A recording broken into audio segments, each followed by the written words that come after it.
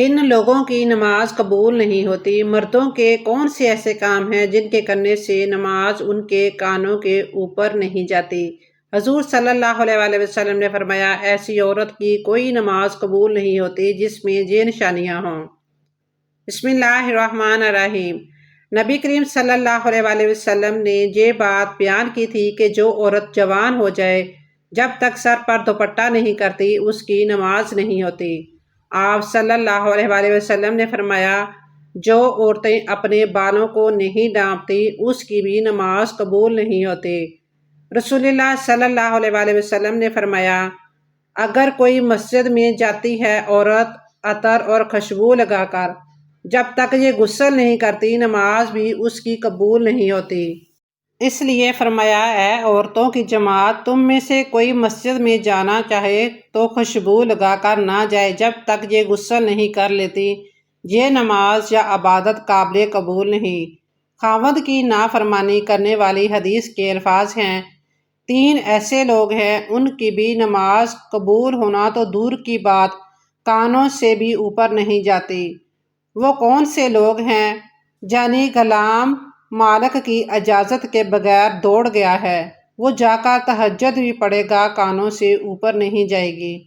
ایسی عورت جو اپنی خاوند کو ناراض کر کے رات گزارتی ہے، اس کی نماز بھی کانوں سے اوپر نہیں جاتی۔ اور ایسا انسان جو لوگوں کو تو نماز پڑھاتا ہے لیکن لوگ اس کی امامت پر خوش نہیں ہیں، پسند نہیں کرتے۔ شرط یہ ہے کہ کوئی شرعی سبب ہو، ویسے مجاز کی بات نہ ہو۔ ایسا انسان اگر کسی سبب کی وجہ سے لوگ اسے پسند نہیں کرتے تو ایسے انسان کی نماز بھی کانوں سے اوپر نہیں جاتی۔ ایسے انسان کی نماز بھی کانوں سے اوپر نہیں جاتی جس کو کہا نہیں گیا کہ تم نماز جنازہ پڑھاؤ، وہ جنازہ پڑھاتا ہے، کہتا ہے میں ہی پڑھاؤں گا، ضد کیا ہے دعا اخلاص سے کر دے، اللہ اس کی بخشش فرما دے، اس کے درجات بلند فرما دے۔ یہ کوئی جھگڑا کرنے والی بات تو نہیں ہے کہ میں پڑھاؤں گا۔ کسی عام مسلمان جو کلمہ گو ہے، عقیدے والا ہے، اس کے پیچھے ہم سب کی نماز ہو جاتی ہے۔ اگر علم والا بھی یہ سوچے کہ نہیں ایسے ہوگا تو پڑھوں گا، تو پھر علم کا رنگ تو نہ ہوا۔ علم کا رنگ تو یہ ہے کہ میرا یہ پیارا بھائی بھی پڑھائے گا، میں اس کے پیچھے بھی پڑھوں گا، ہو سکتا ہے یہ مجھ سے 100 گنا نیک ہوں۔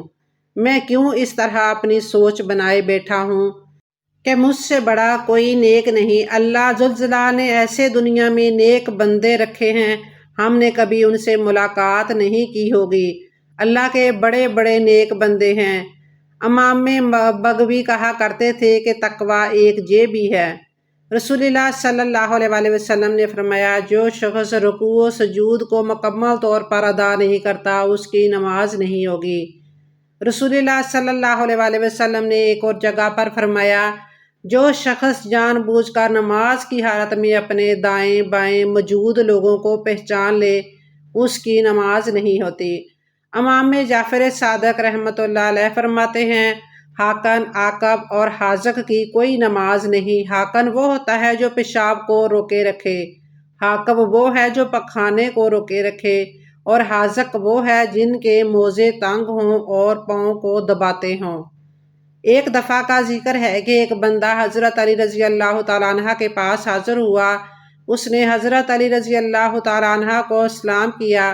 آپ نے اس کا جواب دیا۔ بندے نے کہا، اے علی مرتضیٰ رضی اللہ تعالیٰ عنہ، وہ کون سے گناہ ہیں جس کے کرنے سے ہمارے رزق میں کمی آ جاتی ہے؟ اس بندے کی بات سن کر حضرت علی رضی اللہ تعالیٰ عنہ نے ایک حدیث پاک بیان کرتے ہوئے فرمایا، وہ 5 ایسے گناہ ہیں جو بندے کے کرنے سے اللہ تعالیٰ اس کے رزق میں کمی کے ساتھ ساتھ اس کو دنیا و آخرت کا عذاب بھی دے دیتا ہے۔ اگر ہم دنیا و آخرت میں کامیاب ہونا چاہتے ہیں تو ہم کو ان 5 گناہوں سے ہر صورت میں بچنا چاہیے۔ جو بندہ ان 5 گناہ کرنے سے نہیں بچ پاتا وہ اپنی دنیا و آخرت تباہ کر لیتا ہے۔ اس بندے نے پوچھا، اے علی رضی اللہ تعالیٰ عنہ، وہ کون سے ایسے 5 گناہ ہیں؟ آپ رضی اللہ تعالیٰ عنہ نے فرمایا کہ پہلا گناہ سود کا کاروبار کرنا ہے، آپ رضی اللہ تعالیٰ عنہ نے آہ بھرتے ہوئے فرمایا کہ سود کا کاروبار کرنے والا اس دنیا میں بھی ذلیل خوار ہوگا اور آخرت میں بھی اللہ کے انعام و کرام سے ہاتھ دھو بیٹھے گا، اور اس کا ٹھکانہ جہنم میں ہے۔ سود خور انسان کی کوئی عزت نہیں کرتا، وہ دوسرے کو ہر وقت پریشانیاں دے دے کر اپنا کاروبار چلاتا ہے، اس لیے اس کو بھی سکون مہیا نہیں ہوتا۔ سود خور کی جب موت ہوگی، اس کو قبر میں دفن کیا جائے گا تو بچھو سانپ اس کا چہرہ نوچ دیں گے اور اس کی شکل و صورت تبدیل ہو جائے گی۔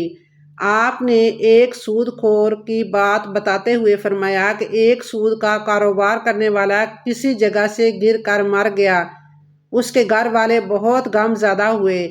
ایک رات بیٹے نے اپنے باپ کو خواب میں دیکھا۔ بیٹے نے اپنے والد سے پوچھا، بابا تیرے ساتھ کیا ہوا؟ والد نے جواب دیتے ہوئے کہا، بیٹا میری تو آخرت تباہ و برباد ہو گئی ہے، سیڑھی سے گر کر میری موت واقع ہونا ہی تھا کہ مجھے جہنم کے گہرے حصے میں ڈال دیا گیا۔ حضرت شیخ سعید نے فرمایا کہ ایک دفعہ میں کسی مکان کی تلاش کر رہا تھا کہ میری ملاقات ایک سود خور بندے سے ہو گئی۔ وہ کہنے لگا، حضور میرے گھر کے ساتھ والا گھر فروخت ہو رہا ہے، میں آپ کو وہ لے دیتا ہوں، اس طرح ہم دونوں ہمسائے بن جائیں گے۔ وہ بندہ کہنے لگا کہ یہ مکان بہت اچھا ہے، اس میں کوئی بھی کمی نہیں ہے، نیا تیار ہوا ہے اور بہت ہی عمدہ بنا ہوا ہے۔ شیخ سعید نے فرمایا، او بے وقوف بندے، مجھے تو اس میں کمی ہی کمی نظر آ رہی ہے کہ میں ایک سود خور کا ہمسایہ بن جاؤں۔ اس سے برا اور کیا ہو سکتا ہے کہ انسان کسی سود خور کا پڑوسی بن جائے۔ اگر ایسا مکان مجھے فری میں بھی ملے گا تو بھی میں ایسا مکان لینے کو تیار نہیں ہوں گا۔ اگر تم چاہتے ہو کہ میں دنیا میں خوشی سے زندگی گزاروں، لوگ میری عزت کریں، تو سود کا کاروبار کبھی مت کرنا۔ آپ رضی اللہ تعالیٰ عنہ نے فرمایا کہ دوسرا بڑا گناہ یہ ہے کہ کسی کی بیٹی پر کوئی تہمت لگانا۔ اللہ تعالیٰ کا فرمان ہے، جو کوئی نیک عورت پر تہمت لگاتا ہے اس کی دنیا آخرت تباہ و برباد ہو جاتی ہے، اور فرمایا کہ تم کسی کی بیٹی سے شادی نہیں کر سکتے تو اس پر تہمت مت لگاؤ، کیونکہ اس کے بوڑھے باپ نے سارا دن محنت مزدوری کر کے اپنی بیٹی کو جوان کیا، اس کی تربیت و پرورش اچھے طریقے سے کی۔ اب اس کی بیٹی جوان ہو گئی ہے تو علاقے کے لوگوں نے اس کا رشتہ لینے کی بجائے اس پر تہمت لگانا شروع کر دی کہ یہ بندے کے پاس ہی کیا ہے جو اپنی بیٹی کو جہیز دے کر رخصت کر سکتا ہے۔ ایک تو تم لوگ اس غریب باپ کی مدد نہیں کر سکتے اور دوسری طرف اس کی بیٹی کی عزت کو پامال کر رہے ہو۔ اگر تم چاہتے ہو کہ اللہ تعالیٰ اس دنیا و آخرت میں مجھے بہتر صلہ دے تو کبھی بھی کسی کی جوان بیٹی پر تہمت مت لگانا۔ اگر تم کسی کی بیٹی پر آج تہمت لگاتے ہو تو وہ گھوم پھر کے کل تیرے سامنے ہی آئے گی، اس لیے ہم کو ایسے گناہوں سے بچنا چاہیے۔ تیسرا گناہ یہ ہے کہ یتیم بچے کا مال کھانا۔ جو بندہ کسی یتیم بچے کا مال کھاتا ہے تو اللہ اس کے سارے نیک اعمال ختم کر کے اس کو دنیا و آخرت میں رسوا کر دیتا ہے، اور جب وہ مر جاتا ہے تو اس کی اولاد کے ساتھ بھی وہی ہوتا ہے جو مرنے والا اس دنیا میں کر کے گیا ہوتا ہے۔ ہمیں چاہیے کہ یتیم بچے کے سر پر ہاتھ رکھیں کہ بیٹا فکر مت کرو، جس چیز کی ضرورت ہو مجھ سے لے لینا۔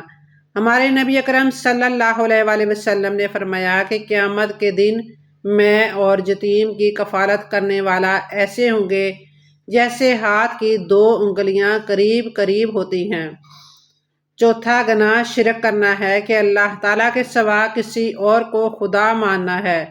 سب سے بڑا گناہ شرک کرنا ہے۔ اللہ تعالیٰ کا فرمان ہے کہ اگر میں چاہوں تو میں سارے گناہ کو معاف کر دوں، مگر شرک کرنے والے کو کبھی معاف نہیں کروں گا۔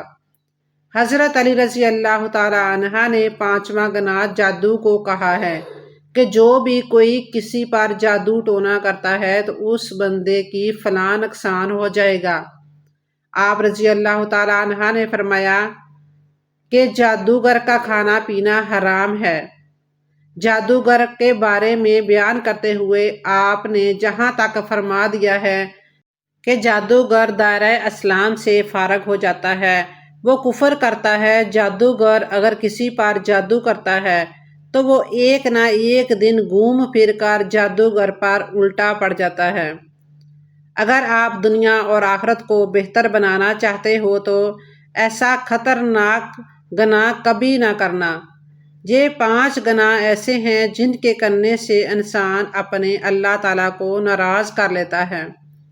جب اللہ تعالیٰ ناراض ہو جاتا ہے تو اس بندے کی دنیا میں عزت نہیں رہتی، وہ ذلیل و خوار ہو کر رہ جاتا ہے، اور ان گناہوں کو کرنے والے کا انجام جہنم ہے۔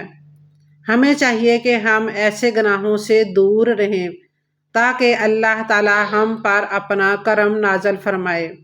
اللہ تعالیٰ سے دعا ہے کہ ہم کو ان 5 گناہوں سے دور رہنے کی توفیق عطا فرمائے۔ آمین یا رب العالمین۔